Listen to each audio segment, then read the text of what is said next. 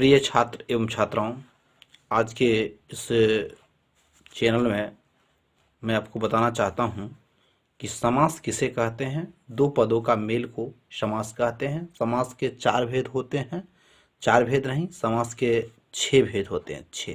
6 भेद होते हैं।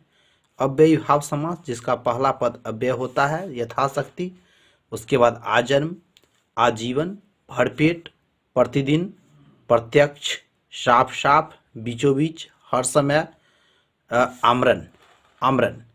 तत्पुरुष समास का मतलब क्या होता है?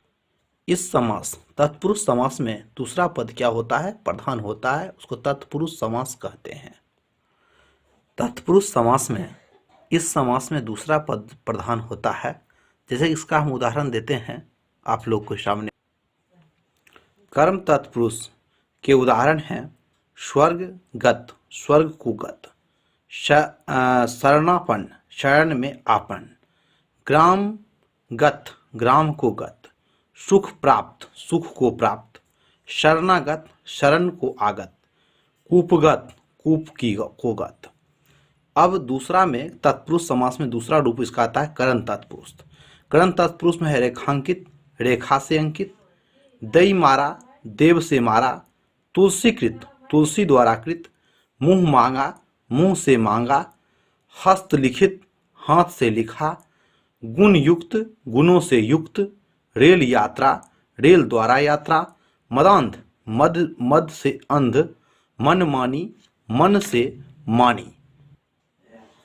अब हम तत्पुरुष समास के तीसरा भेद संप्रदाय तत्पुरुष।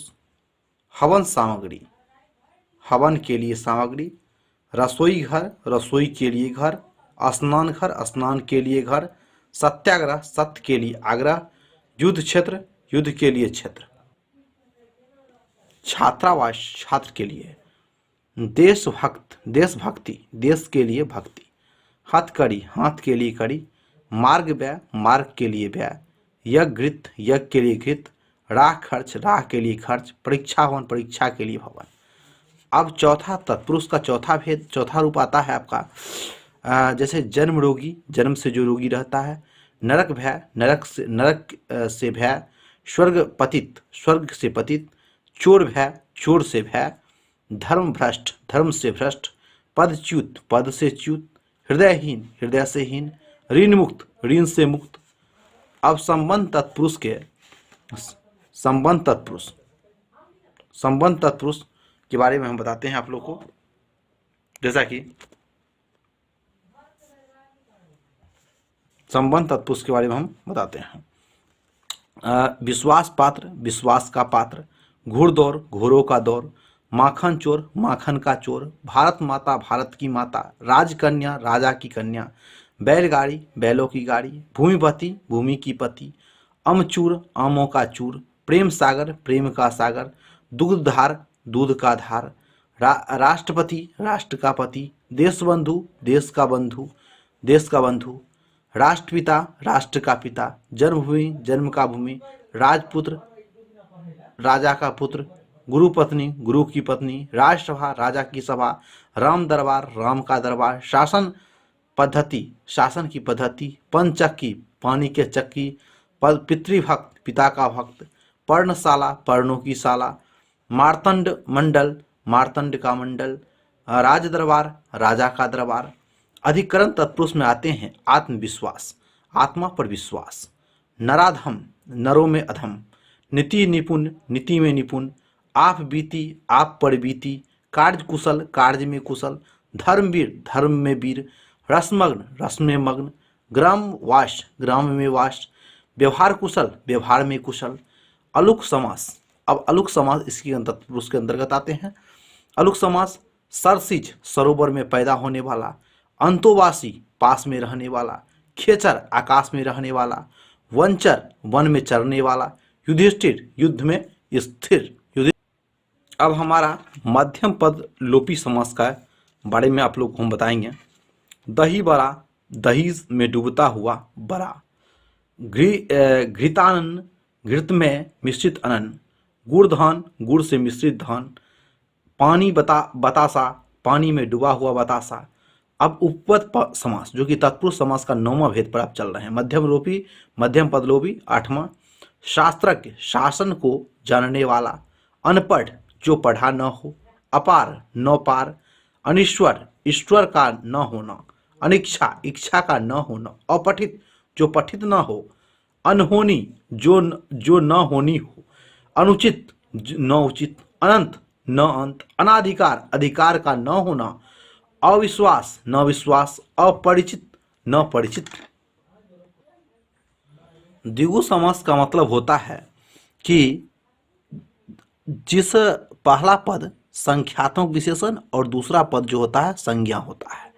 संख्यात्मक विशेषण, विशेषण का मतलब होता है विशेषता बतलाना, और संज्ञा का मतलब होता है मतलब जिस चीज का नाम आप ले लिए वो संज्ञा होता है। द्विगु समास, जिस समास में पहला पद संख्यात्मक विशेषण और दूसरा पद संज्ञा होता है और पहला पद संख्यात्मक द्विगु कहलाता है, या जिस समास का पहला पद संख्यावाचक होता है। यानी कि ये भी कहा जा सकता है कि पहला पद जो होता है वह संख्यावाचक, यानी कि इसको ये कह सकते हैं इसका पहला पद जो होता है वह संख्यावाचक होता है। संख्यावाचक, पहला पद यदि संख्यावाचक होगा फिर वह द्विगु समास कहलाएगा। पहला पद यदि संख्यावाचक है फिर भी क्या कहलाएगा? द्विगु समास कहलाएगा। जिसके उदाहरण आपको, तो भाइयों द्विगु समास के कुछ उदाहरण: द्विगु, दो गांवों का समूह। सप्त सिंधु, 7 सिंधुओं का समूह, द्विगु समास का उदाहरण। सप्तऋषि, 7 ऋषियों का समूह। शताब्दी, 100 अब्दों या वर्षों का समूह। चौवन्नी, 4 आनों का समूह। नवरत्न, 9 रत्नों का समूह। त्रिफला, 3 फलों का समूह। चौमासा, 4 मासों का समूह। अष्टाध्याय, 8 अध्यायों का समूह। नवग्रह, 9 ग्रहों का समूह। त्रिभुवन, 3 भुवनों का समूह। त्रिलोकी, 3 लोकों का समूह। पंसेरी, 5 शेरों का समूह। दोपहर, 2 पहरों का समूह। चौराहा, 4 रास्तों का समूह। सतसई, 7 पदों का समूह। द्विगु समास का पहला पद संख्यावाचक होता है, संख्या रहता है द्विगु समास का। इसी द्वंद्व समास में दोनों पद प्रधान होता है और विग्रह करने पर उसे जिसमें और एवं आदि का प्रयोग होता है, और एवं आदि का प्रयोग होता है जिसमें दोनों पद प्रधान हो तथा विग्रह करने पर और एवं आदि का प्रयोग होता है, उसे द्वंद्व समास कहते हैं। तो छात्रों, द्वंद्व समास के कुछ उदाहरण आपके सामने में दिए गए हैं। माता पिता, माता और पिता दोनों पद प्रधान है। धर्माधर्म, धर्म और अधर्म। सुख दुख, सुख और दुख। अन्न जल, अन्न और जल। जलवायु, जल और वायु। तन मन, तन और मन। गरीब अमीर, गरीब और अमीर। धेला पैसा, धेला और पैसा। राम लक्ष्मण, राम और लक्ष्मण। भाई बहन, भाई और बहन। हाथी घोड़े, हाथी और घोड़े। दिन रात, दिन और रात। पाप पुण्य, पाप और पुण्य। खट्टा मीठा, खट्टा और मीठा। दाल रोटी, दाल और रोटी। हाथ पांव, हाथ और पांव। खान पान, खान और पान। अब अगला बहुव्रीहि। इस समास में कोई पद प्रधान न हो, कोई पद प्रधान नहीं होता है। इस समास में कोई पद प्रधान नहीं होता है, बल्कि समस्त शब्द अपने में से किसी न किसी अन्य पद का विशेषण होता है। मतलब किसी न किसी अन्य पद का क्या होता है? विशेषण होता है, और कोई पद इसमें प्रधान नहीं होता है, जैसा कि हम बता रहे हैं। तो बहुव्रीहि समास में कहता है जिसमें समास का कोई पद प्रधान न हो, बल्कि समस्त शब्द अपने पदों में से किसी न किसी अन्य पद का विशेषण हो। अन्य पद का क्या हो? विशेषण हो। अब उदाहरण के लेते हैं बहुव्रीहि समास में दशानन, 10 आनंद जिसके अर्थात रावण। पीताम्बर, पीत अंबर वाला कृष्ण। जितेंद्रिय, इंद्रियों को जीतने वाला। चतुर्भुज, 4 भुजाओं वाला विष्णु। चक्रपाणि, चक्र है पानी में जिसके विष्णु। 10 ग्रीव, 10 ग्रीवों वाला रावण। पंचानन, 5 आनंदों वाला शिव। गिरधर, गिरी पहाड़ को धारण करने वाला अर्थात कृष्ण। गजानन, गज हाथी के समान। आनंद, मुख जिसका अर्थात गणेश। मतलब अपना पद, कोई पद प्रधान नहीं है, कोई पद इसमें प्रधान नहीं है, लेकिन जो है सो अपने ही पद के संबंधित है। धन्यवाद। अब अगला बात कर्मधारय समास की बात चलती है, जो कि आपका कर्मधारय समास। कर्मधारय समास में क्या होता है, इस बात को समझिए। कहता है कर्मधारय समास जिस समास में एक पद उपमा और दूसरा पद उपमेय हो, एक पद उपमा और दूसरा पद उपमेय हो, अथवा एक पद विशेष और दूसरा पद विशेषण हो। तो दोस्तों, इसमें हम बताना चाहते हैं कि कर्मधारय समास में एक पद उपमान और दूसरा पद उपमेय होता है। एक पद उपमान और दूसरा पद क्या होता है, उपमेय होता है। या एक पद विशेष और दूसरा पद क्या होता है, विशेषण होता है। उसको कर्मधारय समास कहते हैं। हम कुछ कर्मधारय समास के उदाहरण भी आपको प्रस्तुत कर रहे हैं छात्रों।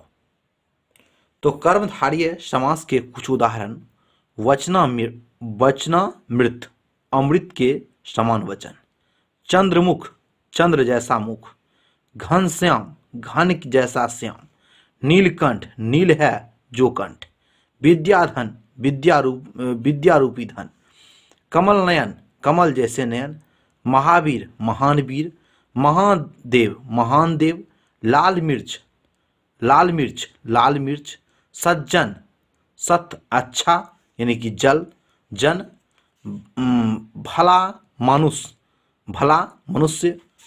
अगला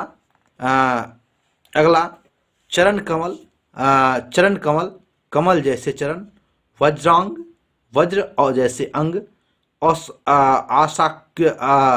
आशा किरण, आशा रूपी किरण; आशालता, आशा रूपी लता; भव सागर, भव रूपी सागर; लाल कुर्ती, लाल है जो कुर्ती; परमानंद, परम आनंद; पीताम्बर, पीत अंबर; परमात्मा, परम आत्मा; कृष्ण सर्प, काला सांप; शुभागमन, शुभ आगमन। धन्यवाद।